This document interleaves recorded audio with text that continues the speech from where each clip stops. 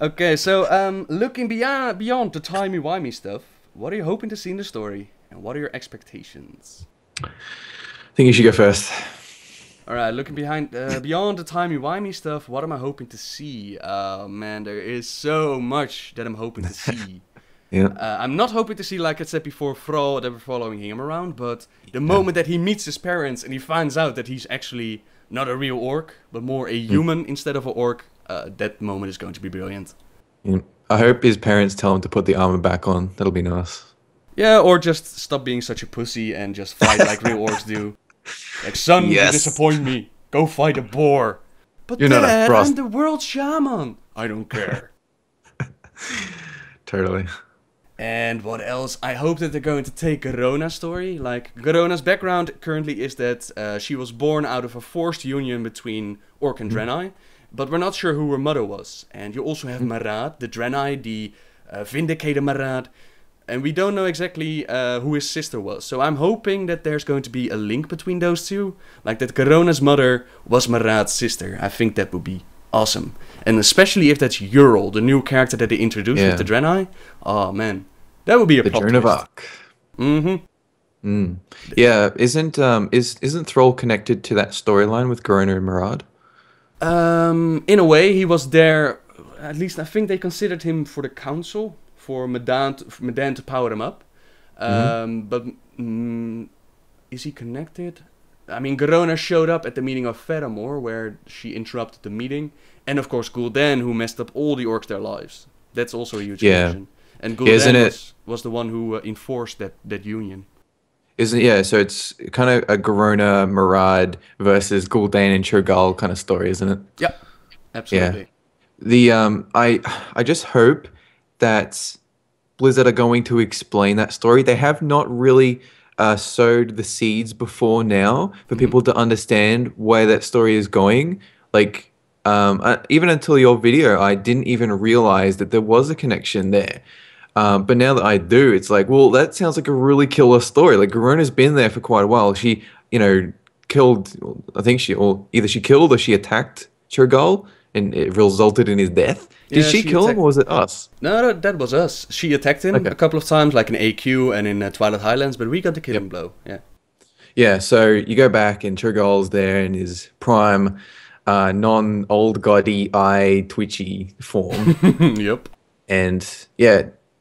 This links up to the fact that their storytelling, right? Their storytelling has evolved so much, but there are certain elements where they have not sowed those seeds in order for us to be able to understand straight away what's going on. Yeah. And all we know is, like, if players haven't been heavily invested in like quest text, then all they'll know is that Garona doesn't like Cho'Gall and Gul'dan's an evil warlocky type figure. But we need those connections, and we need to see Marad's story evolve because he hasn't done anything. He was just in that cool cinematic. Yeah, and that's it. I was so surprised when I found that one out. I was like, huh? Why? Yeah. God damn it. Why would they just invent like this? They just make this awesome character in the cinematic and flesh him out, and then it's like, oh, let's just forget him and just focus on some other characters. And Burning Crusade, man, it's all over the place. If you look at the storyline that they developed back then, that's just horrible. Illidan who attacks Shafra for no reason. Kil'Thuzad who suddenly jumps over to kill Jaden. That was just bizarre. I think the height of their storytelling in BC was that pink void thing that you follow around in Shattrath. Is just kind of explains huge exploratory walls, like what happened. Kael'thas came here with evil warriors, now blah blah blah. Shattrath is a good place, so stay here. Adal showed up, out of the blue because Khadgar summoned him. Like, okay, this is a party. That's why we put Adal and Khadgar in the center of the city. Not doing anything. We had to do something with them. Come on, guys. I mean, it's just a story. Yeah. But yeah, I really hope that they're going to do something with Garona, to be honest. And especially also Thrall, if you remember in the Cataclysm, where Thrall turns into the element of fire and then he says, Gul'dan, I'll follow you to the ends of hell if I have to, but you will pay. And a couple of people have argued that these are not the same people, that they haven't done the same events. But They are the same people, and to people like Rona or Thrall, these are their demons from the past. Even though they haven't done yet what they're going to do, or they might never do it, that history is still there, and you can still explore that story. Yeah, yeah. I mean, I always like to think, whenever I think about Ner'zhul, and like I want to talk about Ner'zhul because he's a cool character, but I might as well just do it now. I always think about Ner'zhul when it comes to a character that's going to be evil, but isn't like at that stage yet. At the start of Rise of the Horde, like he's a fine character. He's the one who gets in contact with Gul'dan and starts doing funny business. But as soon as he finds out what happened and who he is, he kind of tries his best to not just seek forgiveness, but try and resolve the issue. And then Gul'dan takes over, and like his choice gets taken away from him. And it's only later on that he turns into a crazy portal creating psycho. Well, I'm not so sure if he actually did his best to stop the event. I mean, he was kind of coward, to be honest. So if you think about it, like back then, maybe Ner'zhul like wasn't, you know, a huge evil monster type figure. Like this is, I don't even know if he has taken he never drinks demon blood. Like I know he's in Warcraft 2, and I know he's like technically an evilish character. Like he serves as evil, but is he an evil character at that time? Well, he's following Gul'dan, and Gul'dan isn't the best buddy. The ogres don't drink the demon blood. That's just orcs only. But Ner'zhul wasn't the friendly kind of guy. No, because he was following Gul'dan, and Gul'dan isn't the most friendly kind of guy. I guess it's kind of like people going back to assassinate Hitler before he's done anything. Like there's like a moral kind of ground there. It's the same thing here. Garona going back to attack these guys before they do all this bad stuff. It's very interesting. I hope they explore it. Definitely, man. And I mean, I hope they actually make those choices and actually kill them off. Can you imagine an epic battle? Thrall versus Gul'dan, Garona versus Ner'zhul, and then Marad pops up like, little, what are you? Niece, I'm gonna help you. Boof, everybody dead. Awesome. Thrall rides Gul'dan's back in the sky. Giddy up, little bitch. Awesome idea. Awesome, man. But yeah, Gul'dan is just such a manipulator, such an evil key element in the orc history that's just brilliant to see him again. Yeah, he is just a sick little puppy, isn't he? Oh, yes. Oh, definitely. And people were asking, like, was Gul'dan such a powerful character? No, on his own he wasn't. He was just very power-hungry, and he knew how to manipulate events. And that's just what glorifies his story. Somebody with no real power manages to corrupt an entire race and get everything for himself. That's the brilliance behind it. Sounds very similar to Kil'jaeden's storyline, where at the start, like he was just like a normal Eridar, and then Sargeras came down and gave him the powers. This is kind of like that. Like Kil'jaeden turned into the, isn't he the, what is it, the Deceiver?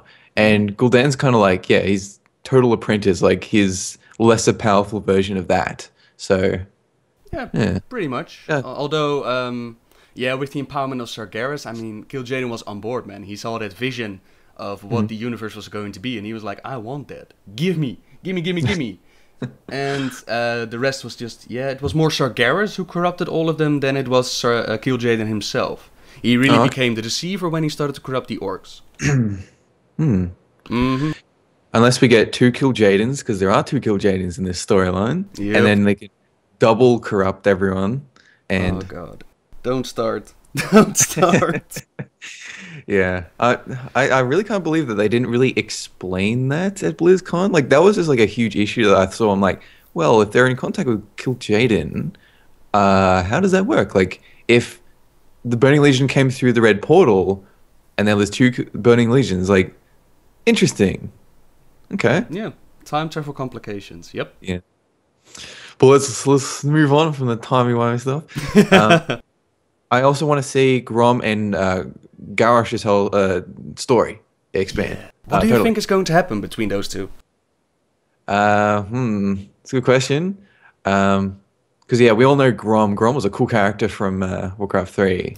But in this storyline, he was always aggressive. Like he always participated in like tournaments on Draenor before the Demon Blood. It's only after Demon Blood that he started turning into a crazy blood-crazed bastard. But in this storyline, he's just, I feel like this is going to be like a role reversal where back in present day Azeroth, where you got Garrosh, and he took inspiration from the old stories of the orcs. In this storyline, the orcs are taking inspiration from Garrosh. So it's going to be like Garrosh is going to be like the father figure to Grom. It's crazy. It's going to be interesting. I don't know if he's going to be the father figure. I mean, he's going to bring Yeah, blueprints from the future. Thank you very much. And he's going to influence these events. We don't know exactly how he's going to influence them. All we know is that they're not going to drink the blood. That's about it. We don't know if Gul'dan is already in the picture. We don't know if Ner'zhul formed the Horde or if Garrosh is going to do it or Grum. But personally, I think Grum is going to shatter Garrosh's vision of the orcs. And he's going to be not this heroic type of character that we've seen at the end of Warcraft 3. He's going to be the hothead that he was at the end. He's going to be that tool that first stepped up and said, give me that demon blood, man. I want more power. Don't care what's going to happen. Not going to think about it. Gook, and voila, I'm a slave. I think that's going to happen.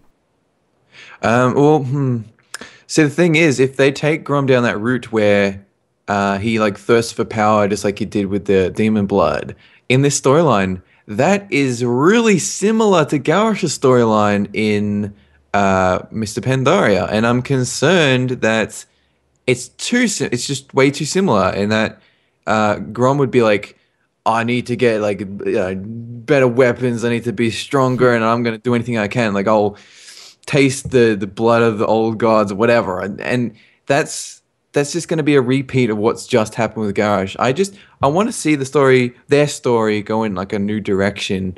Like, my personal theory, right, is that on the first suicide mission to Draenor, we actually find Garrosh there, and we kill him. Like, we actually take him out. Like, he's already met Grom. Like, I don't know if there could be like a cutscene or whatever to show like their relationship at the time. But when we first go in there, we either kill Garrosh or capture him again. Yeah. So that he's not like a major part of the story. Like, he's already been there for like 2 or 3 years. If there's a way they can show the fact that how Grom and Garrosh got along, that's fine. But I don't really want to see him be a major or even like a constantly recurring character throughout the expansion. And I think they're building it up so that we're going to go there, and pretty soon after we get there, it may not have to be in this first suicide mission, it has to be pretty soon, that we're going to go there and take him out. I don't know about that, because they said indeed that Garrosh is not going to be the main guy. He's going to set things in motion, but besides that, he's not going to be the main person. But they also said that it's going to flow into the next expansion, and that Garrosh will get a satisfying ending for both the players and Garrosh himself. So I think they still have some development to do with him, instead of just, okay, gotcha, go back into your prison, or get off, give us your head, or stuff like that. I think it's going to be both for Garrosh and Thrall. I'm not sure what's going to happen, but Garrosh is going to see that the orcs that he envisioned them isn't the best plan to do, because he's going to see his father fall again, he's going to see all the other orcs fall, and Thrall's going to realize, okay, the orcs that I envisioned them to be, that's also not really correct. So they're going to come closer to each other's visions, and then, I hope not a redemption story, but something in that development department. Yeah, don't give him a redemption. I don't want to see Garrosh redeemed. I just want to see him suffer and drive agony, because he's such a pain in the ass to kill in normal mode. I want to see him die horribly. I felt cheated when he did not die in Siege. Oh. Yeah. But he dropped my heirloom, so that's alright. No, you got your loot anyway, so that's good. Yeah. Yeah, I wonder what they're going to do for satisfying ending, because a lot of players want to see him dead. A lot of them. Yep. Oh. He's been a bit of a jerk face. Oh, yes. Well, I think that's kind of what we wanted to see, to be honest. Yeah. Yeah, they did mention at BlizzCon that they've been pushing his story a little bit too far in some situations. Like, when he was, like, tying up trolls and then assassinating them, that was a bit much. In, I think it was patch 5.3. Hey, what about the humans, man? What about humans? What are you not? Are you just going to mention the troll? Oh, you play Warp, right? No, you play a gnome. What the hell? I think I played. I was Horde for a long time. I think I was Horde at the time, and I only really noticed the trolls. It shows. Yeah, I guess the humans being impaled in Orgrimmar, that's a bit. I guess that's a big deal. Why not? He forced them to fight each other. Otherwise, he would kill their children. Didn't you see that part? I was too busy sieging Orgrimmar. I didn't. It was like Freaking outside. bastard. It was. I think it wasn't even in the siege. Like it was outside the capital that he just had like trolls lined up, and I'm like, that's a bit much. Damn. Yep. Well, it's just so sad because these were the civilians from Fedamore who actually tried to escape the city before the whole war and the bomb thing broke out. And Garrus just captured them and forced them to fight with each other. Otherwise, we'll kill your kids. That's just so sad. And of course, He tied up Gammon. That's not cool. Yeah, definitely. That's Like we're allowed to kill him because he's a target, but he's not allowed to tie up Gammon. Oh, Stupid man, Gammon. Garrosh. Jeez, and Nazgrim, of course, who just stood at his side of the war chief. Yeah. I actually can't personally wait to see where the story leads from here, because now that they've kind of introduced this chaotic element to Warcraft, because before now, there was a bunch of storylines that were lined up since Warcraft 3. Then you had Pandaria, which was slowing down. This is so off the wall. It could go anywhere. Like they said they have a lot more expansions planned. I wouldn't mind speculating where it could go. I think we will discuss that later. Yeah, but yeah, that's, just yeah. just to give us my thoughts. The only connection I can see, I mentioned before we started the Skype call that the Arakoans were trying to summon an old god in Outland, and that could potentially be a link to a future expansion. Now that we know that Titans visited Draenor. And because Arakoas have apparently, they've got a whole zone to themselves, so they've got to have a bigger story, and they've got the winged glorious ones, and they've got the outcasts down below. So, I'm hoping to see that evolve. The Arakoa story, yeah, definitely, and also the Old God influence. Although, I mean, another expansion with Old Gods. I mean, another Orc-Human expansion, not enough. Now we also need Old Gods again.